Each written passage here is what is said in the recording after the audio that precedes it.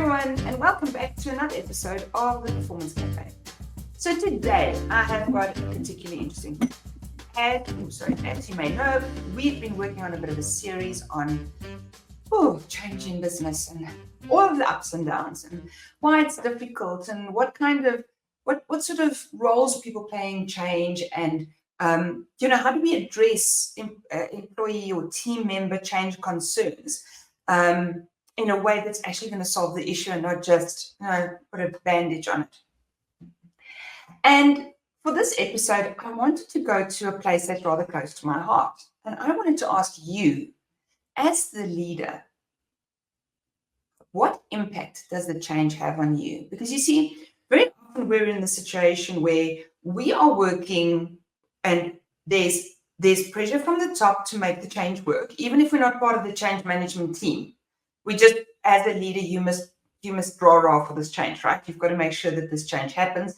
You've got to make sure that your team is happy and complies and helps the change go through and make sure that this is positive all around. But the matter of the fact is that much like everyone in the change process, you too are impacted by it. And sometimes more so because you're in the middle of the expectation and needing, the people wanting to maybe not support the change from bottom up. So I wanted to ask you not only how does that change impact you, but also I wanted to tell you a little bit about a model that could help you understand in case you've never actually gone through the process of looking at why is this impacting me? What's it triggering in me and why is it triggering? So in 2008, there was a guy by the name of David Rock, and he defined the SCARF model.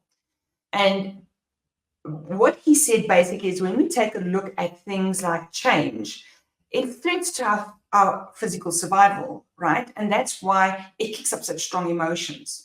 So the fact that we're implementing the new IT system might not seem like much of a thing until something in us perceives it as a threat. And then all of a sudden, we've got this massive response to this threat, which is not actually going to kill us. But our amygdala, our hippocampus, gang up against us, bring in all the emotions, bring in all of that cortisol, and therefore trigger this whole reaction, which basically neutralizes the prefrontal cortex, so we can't think like sane people, and we start running on these emotions. And I love it. There's a company, Lusa. Actually, they're a nonprofit that I'm on their board.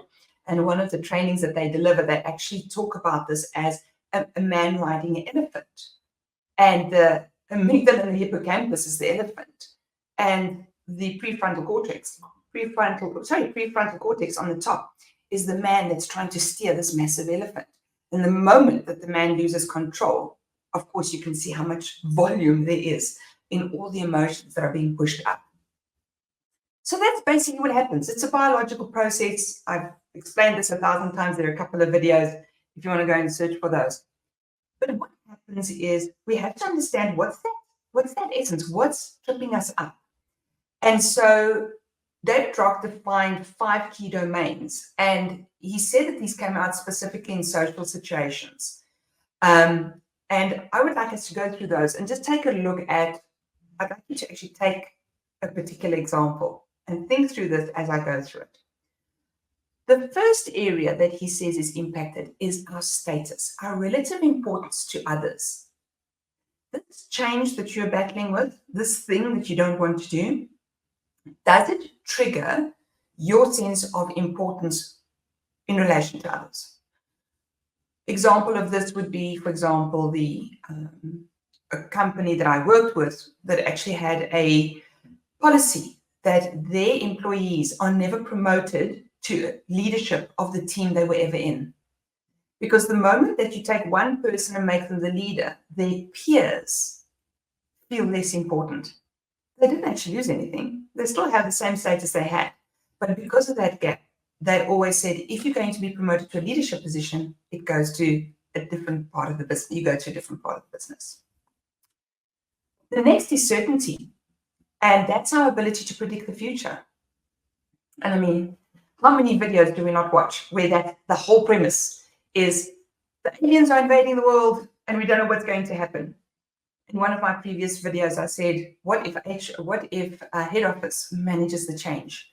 We don't know head office. There's not a person, there's this amorphous group. So there's no one we can connect to. So we're uncertain of who that person is. What are they going to think? Who that team is? How are they going to act? What do they think of our role? You see all the uncertainty that just like bleeds from it. Autonomy, our sense of control over events. And I think sometimes just also autonomy, our sense of control over what we get to do. Oh, so the system's going to lock me out of this or that. Well, there goes my sense of autonomy. I can't do that anymore. Yes, but you never needed to. Yes, but I could.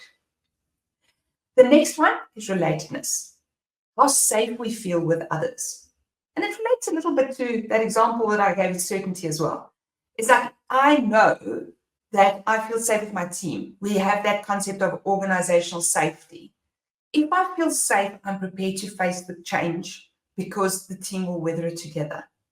I don't feel safe. I'm the poorest performer in the team. If anyone gets kicked out, it's going to be me first. If anyone's going to get the worst PC in the company, it's going to be me. So the moment we don't feel safe, that immediately triggers all of those negative responses. And then lastly, fairness. So how fair we perceive the exchanges between people to be.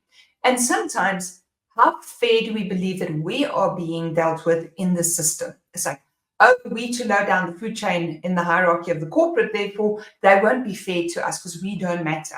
But oh, the guys in the corner offices, they'll always be treated fair. You hear that kind of thinking.